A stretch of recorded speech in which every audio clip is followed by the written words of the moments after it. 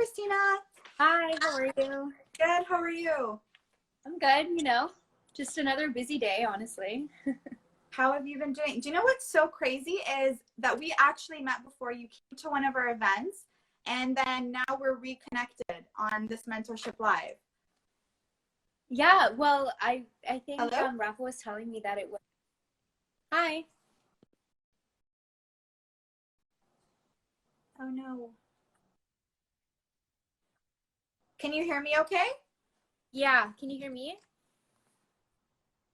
Yeah, I think the connection was just a little bit off, but I think we're okay now. I was saying, yeah, I think we met at the event that was off of Adelaide, right? Upstairs, like Yes, the yoga. yes. It was a blogger and brunch yoga event. Yes. That is so crazy. And then now it's like we're reconnected again through Rafa. So that's awesome. Yeah.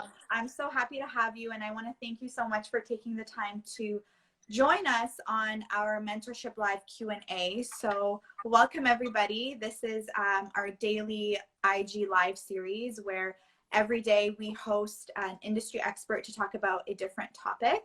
And maybe we could do some introductions and then we can dive into the talk. What do you think? Yeah, sounds good.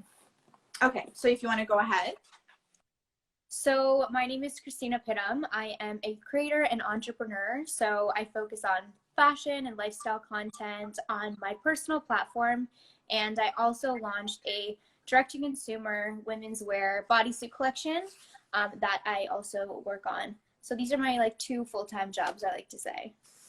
Awesome. And really briefly, hi everyone. My name is Reyna and I'm the founder of Round the World Summit.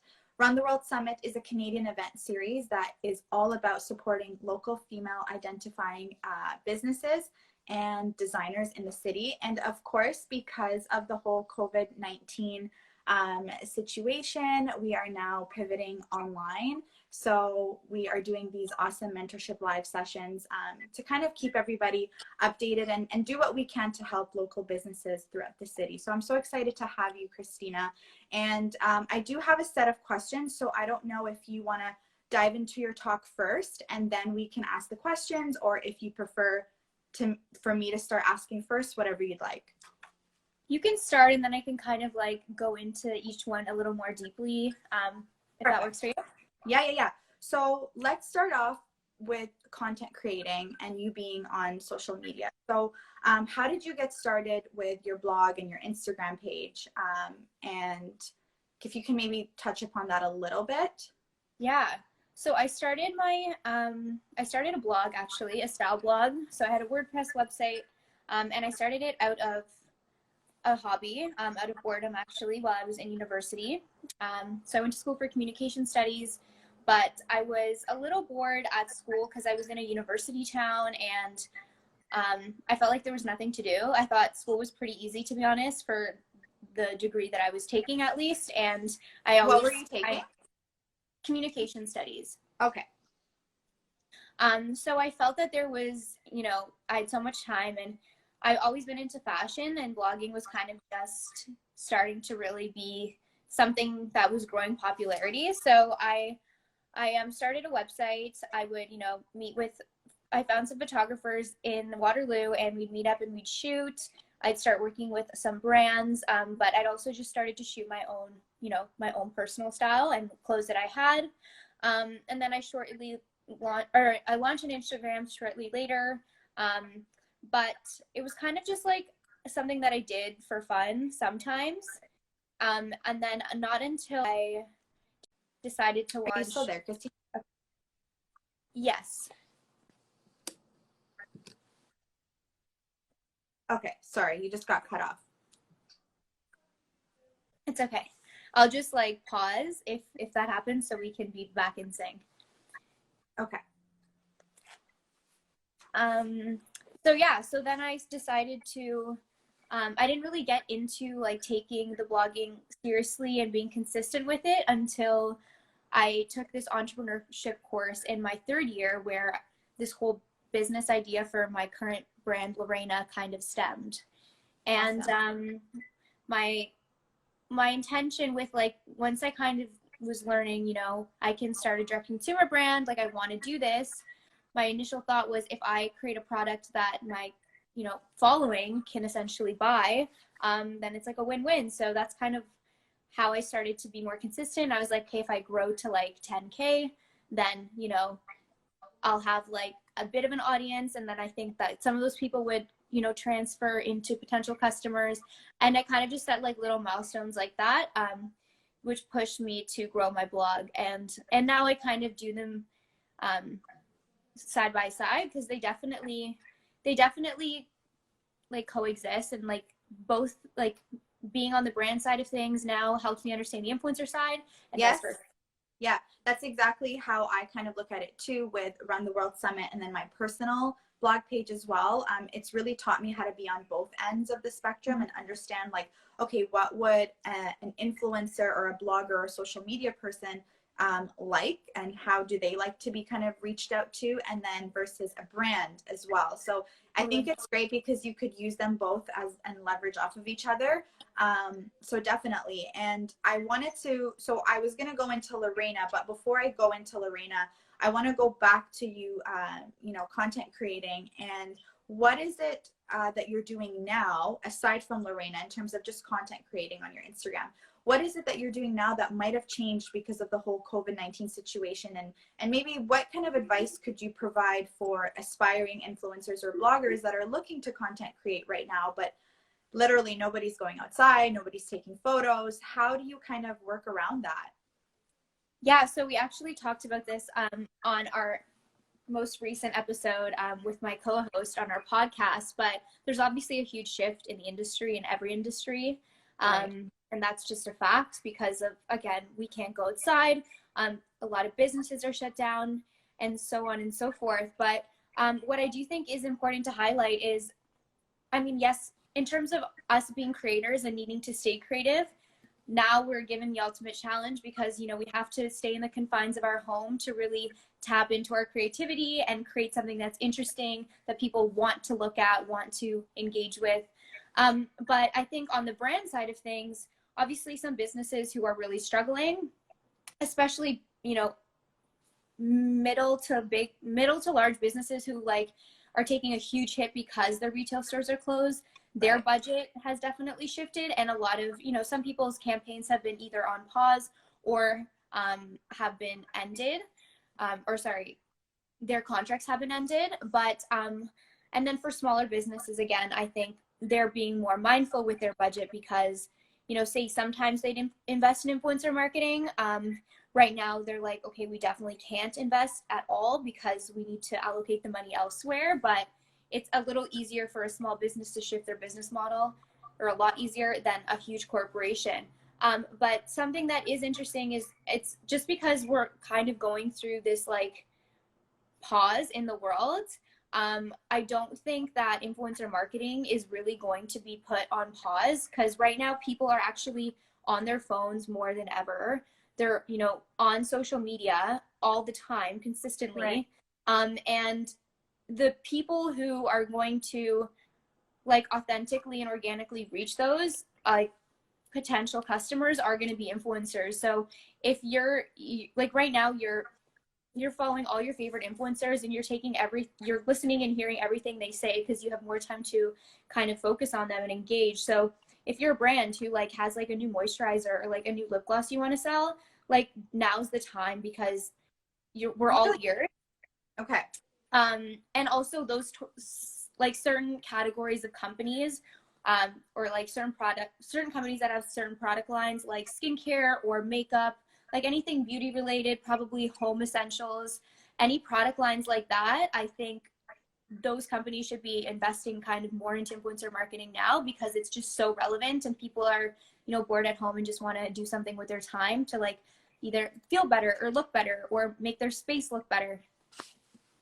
Absolutely. And it's interesting because even for us, so we were planning to host the Run the World Summit in the fall of 2020. And our whole concept was a lot different because, you know, we were flying in speakers and we had this whole business plan that we were so excited about. But now because of the whole COVID-19 situation, it's not really the right time to ask for sponsorship money. Yeah.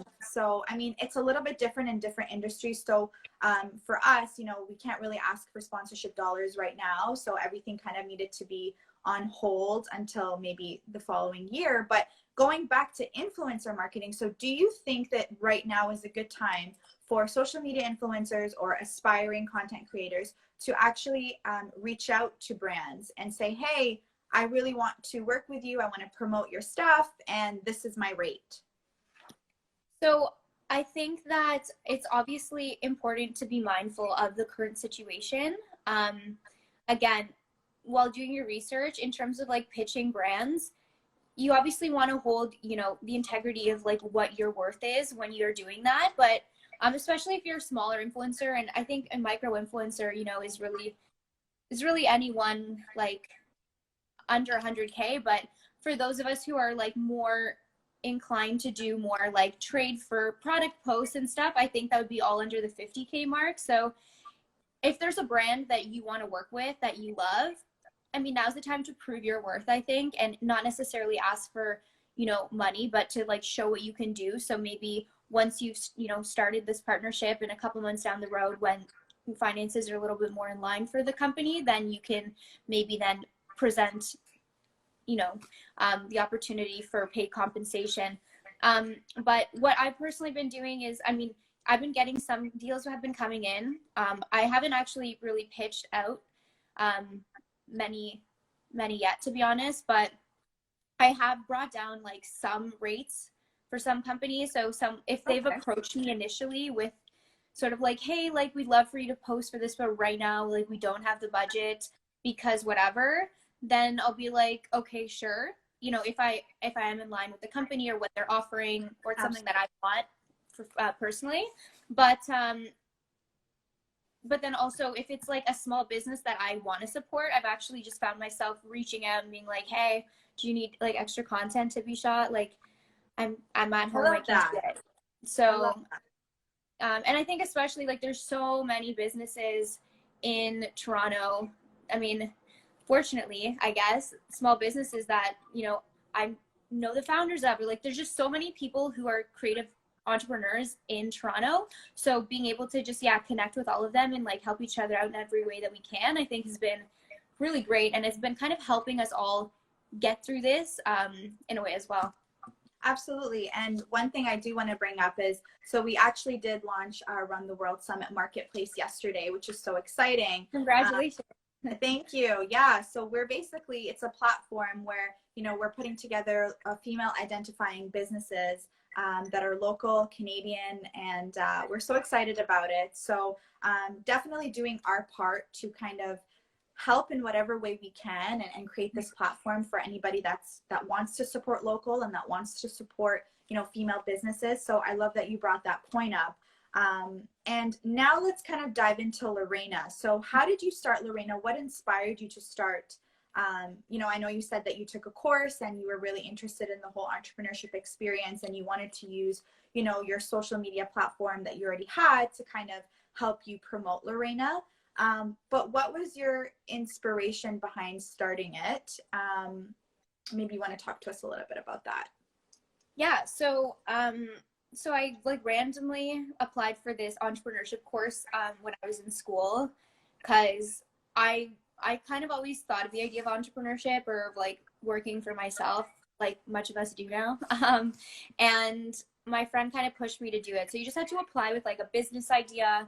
And I decided to apply with like a clothing line because I love fashion. I was like, easy. I kind of just wanted to learn how to create a business model, how to test the market, and just learn the basics of like entrepreneurship and business more than anything. So I applied with, you know, starting a clothing line as an idea. And I enrolled in the course. And as we were kind of going through the first few weeks, what I slowly learned was, or I guess what I quickly learned was that because I don't have a fashion background and I obviously didn't have a business background really, it'd be really difficult to start like a full-on collection with like a bunch of different products with like jackets, coats, sweaters, you know, like, and it seemed a little overwhelming as well. And then what they kind of taught us was, you know, like focus on like a niche product line. And I thought, especially in fashion, because you know, I don't know much about how to construct a garment, that would be the most beneficial. So bodysuits were just coming back in then, and I thought, you know, let's create a one-of-a-kind luxury bodysuit collection that offers, you know, some competitive advantages that don't exist in the current market. And that's kind of how the whole idea, or what the whole idea stemmed from. Okay, and so moving into maybe sustainability, which is the topic of our discussion today. I know we talked about content creating because I wanted you to share, you know, your experience with that, but also in terms of sustainability, why is sustainability important to you and, you know, your brand? So, I mean, when I started the company, it was nothing, I never really thought about sustainability. It was never a topic that I really thought about in fashion. I mean, starting like a line, you think, and starting a collection is like hard enough. Right. When you don't really know what you're doing. But as I've slowly started to like dive into, you know, educate myself more on everything from learning how to pattern, like learning how my pattern maker does things, learning how certain fabrics work. What if I have a design idea that I want and the fabric's not going to work, I have to know that it's not possible and kind of, you know, work around it and stuff like that. So over the past like two years, I would say mostly the past yearish, I've really just like surrounded myself with more people who are in the field of like fashion, but also just really like huge advocates of sustainability or just really aware and conscious of it.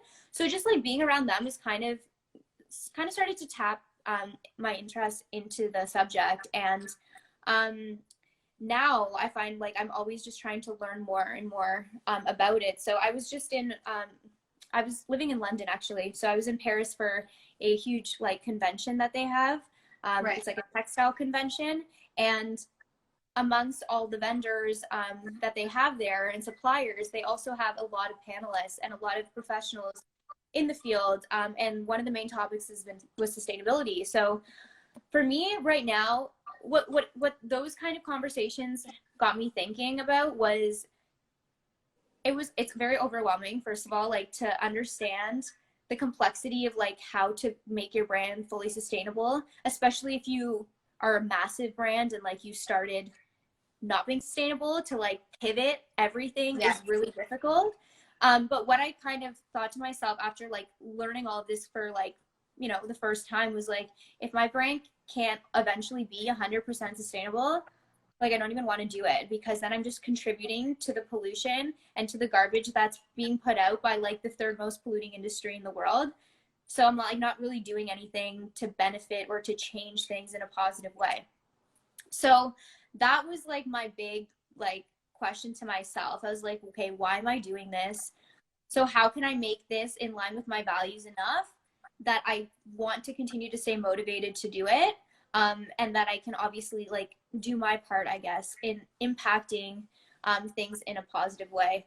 So that's basically why I changed, or how I changed my view and started to get into it. And it's obviously a slower and longer process than you would think. But what we started to do is just try to be more transparent, first of all, with our whole product line, our whole production process, and everything that we do. So luckily, because we are a small business, everything is made locally. So we have the whole ethical side of our business pretty much like 100%, like everything's good. But then it's like working on the other 50% of the business and like being sustainable, because there's also a lot of misconceptions between being a sustainable company, being like an ethical company. Like a lot of people just put it onto the same, you know, box, and they're completely different things. Like just because you're ethical doesn't mean you're sustainable at all. Right. And vice versa. So like right now, like we've slowly started to, you know, convert or switch out some like fabrics, like to be, you know, either a recycled fabric or like some sort of like sustainable fabric, or like our mailers, for example. Like we started with, because I thought this was like sustainable enough when I started, our initial mailers that we started out with were like recycled, essentially like cardboard sort of mailers. So just like really like natural, like just like literally like a big envelope. Right. But, you know, that was good. But then our tissue paper was just normal tissue paper. And it's like, even though it's recycled, like it's not decompostable. And there's so many levels that you can go with it too, right? So now we've converted, like our tissue paper, it now comes from like No Issue, I believe, which is like a company that makes all sustainable packaging and accessories for packaging. So our tissue paper is now biodegradable and uses like a toxic-free ink that's soy-based, which is great. So it's like kind of introducing things slowly that can help us, well, first of all, help me feel better about what I'm doing, but then also like help contribute to achieving that goal of being a sustainable business. So what is your competitive advantage or your unique aspect to Reyna? Is it that you're now, you know, focusing on being a sustainable brand, or is there anything else that you'd like to kind of highlight? Yeah, so we actually, I mean, for a competitive advantage, I never actually associated the sustainability factor, but I think that's something that we could definitely, you know, consider, because it is, not everyone is sustainable. So it is definitely something positive to look at as a business. But our competitive advantages are just, I was referring to our product line. So we offer bodysuits. You can buy a bodysuit at a lot of places, obviously now, because they're so popular. But what ours offer, and especially in our core collection, which are like your classic everyday bodysuit that come in black or ivory, is that they're all supportive. So I personally was looking for bodysuits when I was designing them that could, you know, make me feel comfortable without wearing a bra, but like, you know, I don't have the smallest bust. So it's like, how can I not compromise style for functionality? So that's our first one. So that we created a very supportive sort of construction of our suits with the way that it's made, but also with the sort of fabric that we chose, the way it compresses and like holds things up. The second is that they all have thong bottoms. So when we started the design process, I wanted them to either be seamless or thong bottoms. And it was just easier to start with thong bottoms, because seamless, you need a different fabric, you know, for the bottom of the suit than the rest of the suit. So the whole point was no panty lines. So, you know, the worst is when you get a bodysuit and you can't wear your jeans, or like if you're going to work, like a tight pencil skirt with them, because you can see everything underneath. And then the third Which is the case with most bodysuits, by the way. Yeah, no, I know. And a lot of people don't like thongs. So again, that's something that we're going to have to, you know, pivot and change coming down the line, because I mean, you can't make something for everyone. I guess that's something else important to highlight. But yeah, we wanted to do that. And then our third competitive advantage was that our bodysuits open at the bottom. So, and there's actually an adjuster. So a lot of tall women or women with long torsos just don't buy bodysuits, because they always say that it'll kind of, you know, make them uncomfortable down there. Right. So the way that, or if you're like wearing a bodysuit and you're like at work or you're going out at night, you don't want to strip down fully to take it off to go to the bathroom, because that's just like uncomfortable and takes time. So we kind of wanted to address those issues, and by the way we did that was with like a bra back bottom. So we have like 3 different hooks. So you can pick the length, which helps with the torso part. And then you can also just like open it to go to the bathroom and then close it, and then you're good to go. I love it. And there was actually a question by my friend and Around the World team member, Medina. She was asking you if you could share the name of the course that you took, the entrepreneurship course. Yes, I believe it was called, I don't know if it's called this now, but I believe it was called ENTR 200. Where did you take it? Or sorry, ENTR 300, because it was a 3rd-year course that I took at Wilfrid Laurier. Okay. But it was a course that they, like, that was the first year they started it. But now they do have a few other options, and it was actually done with Launchpad. So I know Launchpad, you know, is also in Toronto, and they might offer like online courses similar to this. So it might be helpful to check out what they have available that might be similar. But I mean, I think it was, yeah, definitely a great course if you want to learn how to like validate your product and like test the market and like understand like what you need before you even think about producing your idea. I think it's important for people to like either get the basics through a course or some other way, because I would have never known. And most businesses fail because they try and create something that there's zero demand for, but because they want it and they think it's sick, they think that it's going to be so successful. Yeah, and we actually were talking about this in a previous live, I think 2 days ago. It's knowing it's not about you; it's about your ideal customer. Yes. It's about what they want, and you know what's in demand to them. It's not about what you think, like you said, what you think is sick, or oh, this is so awesome, everyone's gonna love it. Yeah. It's about doing your research and making sure that you know exactly who you're reaching out to, and who your ideal customer is. And if anybody has any questions that they'd like to ask, they can, you know, drop it down in the comments or in the box below. But kind of going back to my my questions. So what would your tips be for a startup that is looking to prioritize, you know, being sustainable? What are your tips to kind of help them shift? Or I know there's small changes, like you're not gonna shift your whole business overnight and become, you know, and prioritize something like that immediately. But what are some tips that you can kind of share for anybody that's looking to be a little bit more conscious? I mean, the first thing I would just say is, yeah, don't try and bite off more than you can chew. It's like a slow process. And even like these professionals who are in the industry who have been in it for years, their biggest piece of advice was just like it's obviously overwhelming, but like if you just take one step every like couple, you know, months or whenever you can as a company, that is already like the initiative is already like what is the most important part, you know, and then it's working towards your final goal. But I think the most important thing that someone could take away from in a business that is, you know, either starting a business or in an existing business that wants to really incorporate sustainability is actually the education factor. So there's so many things that like I didn't even realize. Like, to give you an example, if your fabric is different than the tag fabric of your suit, then you have to make sure that people are aware that if they're going to be recycling your product, or they're thinking about the afterlife of it, that you actually have to cut those two things apart. If not, your product technically is not recyclable or whatever that is. So it's like all these tiny little things, and it's like, oh, and there's that too and that too.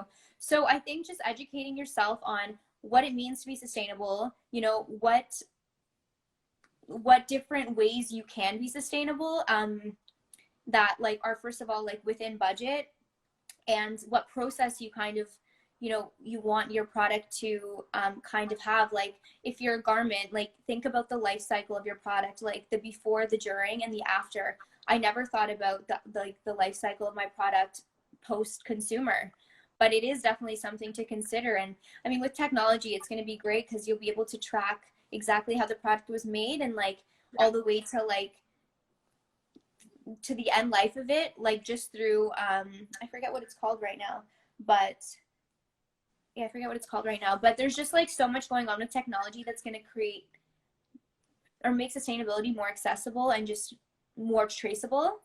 But I think, yeah, the most important thing would just be to really figure out and understand like what it means to be sustainable, and like the different ways and different things to consider. And then kind of decide, okay, these are like the 100 different things that I could do. What can we do as a business? What 2 things can we do maybe starting today that can help us work towards that? Yeah. I love that. I love that. And then so we have a question that says, do you think being sustainable would increase startup costs? So I think it depends on what your product is. Like again, if we're talking about fashion, it will definitely be more expensive when it comes to your fabric choice, because, you know, generally speaking, I mean, I don't want to be quoted on this because I'm not like a textile expert, but generally speaking, you know, sustainable fabrics will cost more because if it's recycled, you know, like that process obviously takes longer than recycled polyester, probably take longer to create than, you know, regular polyester. Right. But I definitely think, yeah, the fabric might cost more, but, and like certain packaging and stuff like that, it might cost more if it is, you know, sustainable. But you can also cut a lot of costs being sustainable as well. Like I think what's important to highlight too is if you are, you know, starting a small business and you want to start a direct-to-consumer brand, instead of investing in inventory, maybe creating, you know, stock of you know, the styles that you create, because you are projecting that you're going to sell, but you don't actually know. If Yeah. you like hype up the demand for your product enough and, you know, make it like a pre-order item, I think the consumer now understands that. And if you tell them and you're super transparent about the lead time, or you can set up your lead time, you know, to be like 2 weeks, and you can have like, you know, once the pre-order is made, you can have like your seamstress or whoever's making your product deliver, then I think like now more than ever, we're super okay with like that, as long as you tell us exactly how it is. And that will also lower your costs, and also lower any waste that you'll have in inventory. So you can be sustainable in different ways. And like, I think it can help you save money in a way and help, you know, obviously save the planet. But there are definitely elements that I would say will cost you a little bit more, and you'd have to invest a little more in. Yeah, I think the cost is one of the reasons that kind of deter people from maybe, you know, even thinking about you know, switching to be more sustainable. But like you said, you know, you gain some costs and you can cut some costs in certain areas to kind of make up for you know, for what you want to do. And to kind of wrap up this discussion, so I know someone said, hi ladies, amazing chat, I love that idea. Yeah, so it's been a great conversation, and I want to wrap up. Again, if anybody has any questions, drop them below. And maybe my last question for you would be, you know, if you don't have a business, if you're not an entrepreneur right now, you know, you're not thinking about starting anything anytime soon, how can you still be a sustainable shopper? How can you still incorporate sustainability in your life? Yeah. So I think this is also super important. Again, the first step that anyone can take. We are, you know, growing to become like a very sustainable world. And I think as much as this pandemic is crucial and it's a crisis, it's only going to help that, because people are being more mindful, more aware of themselves, their health, and everything. All of this sort of like relates. So some tips that you can do for like to become more sustainable are, first of all, yeah, are like, be more aware. I think be aware of like your habits and your spending, everything from like, you know, you're thirsty at the airport and like you buy a water bottle, you know, and then maybe thinking instead of bringing your water bottle to the airport because they have fountains that you can refill it at. Everything from that to obviously, you know, carrying a reusable bag, and things like that. But I think one of the, I guess on like a higher scale, or grander scale, one of the things you could do is like try and, you know, support local, especially when it comes to groceries and stuff like that. If you know, everyone eats fruit, I think, and vegetables, right? So you can easily go to your farmer's market and source your foods from there. It's going to probably be better for you, depending obviously, but usually like less chemicals and stuff. And you're also supporting like a local economy, Yeah. and being more sustainable, because, you know, say, you know, less air freight is in the whole mix of things if you're, you know, getting it from the local farm that's like an hour away from where you live. So I think it kind of just, things like that would be good. I'm trying to think of more off the top of my head. I don't know why they're not all coming to me right now. No, that's great. Like what you shared is awesome.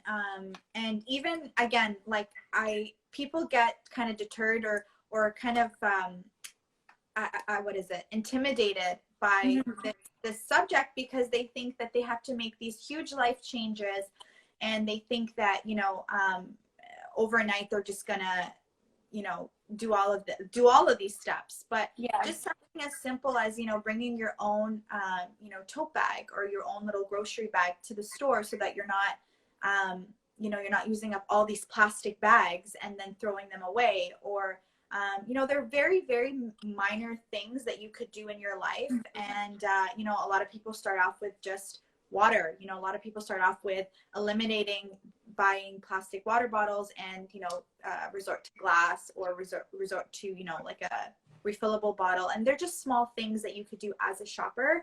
Yeah. Usable, you know, the metal straws that everybody's using now. I think yes, I literally bring those around with me, even when I like go get like an iced coffee. Yes, absolutely.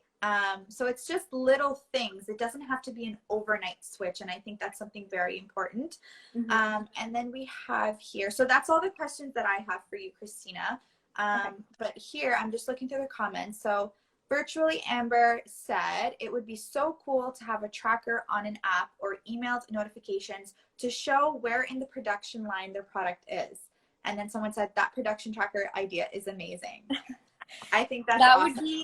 That would be incredible. I mean, again, now that I'm so aware of like where we stand in this whole industry in terms of like sustainability, and also like the future of fashion is actually so exciting because of how integrated technology is going to be in it, regardless if we want it or not. Like there's so many amazing things that are gonna like happen because of it, and it's like if I can get that investor, then maybe that'll be something we can do in like the next couple of years, you know. So there's just so much to like motivate you to like know where you can get to, especially as a sustainable business. But it's like the step by step.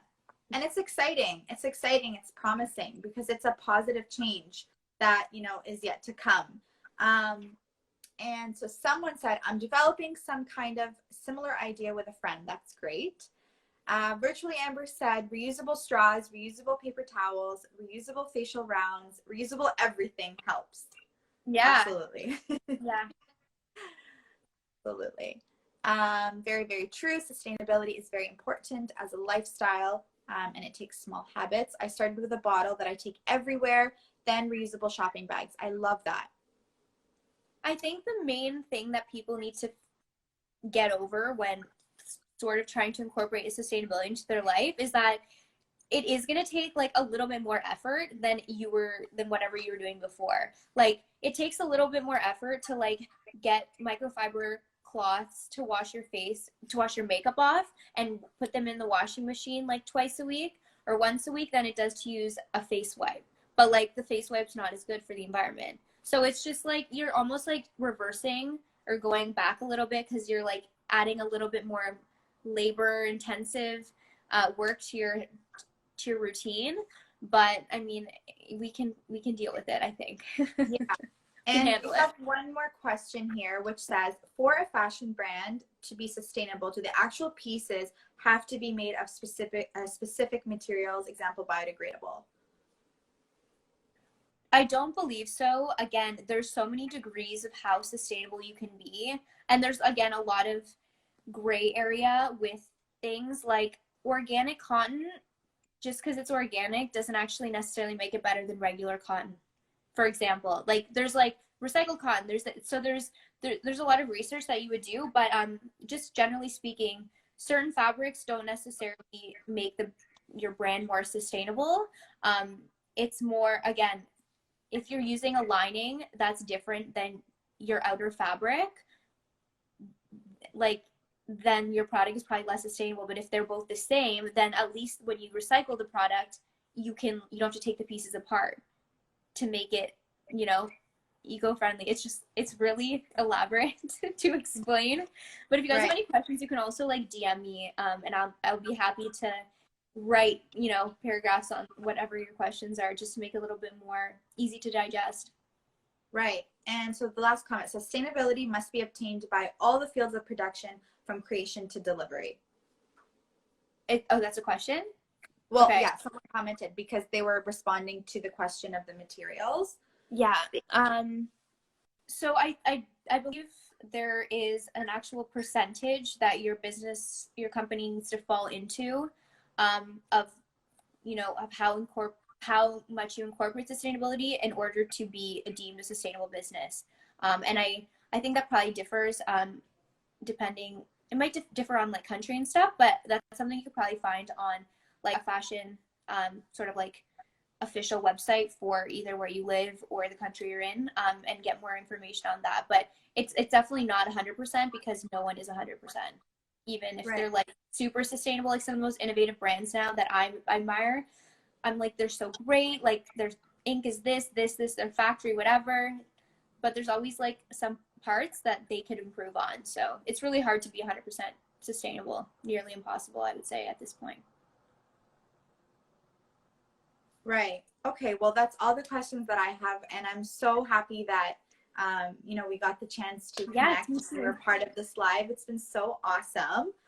Again, if you guys have any other questions, you can always feel free to DM Kristina, or you can DM Run the World Summit. We are actually going to be saving this live, and it will be shared for 24 hours. And then after that, we are actually going to be uploading it to our website. So at any point in time, if anybody wants to revisit the live, you know, they could just watch it on runtheworldsummit.com. It'll be available there with a bunch of other mentorship live sessions as well.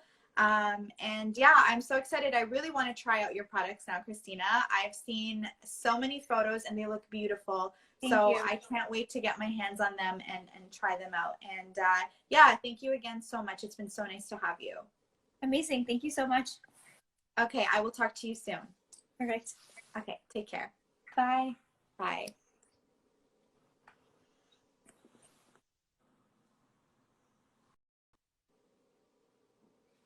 Alrighty, guys, thank you so much for watching. And again, this live will be available for 24 hours on our stories, and then again on runtheworldsummit.com. Thank you so much.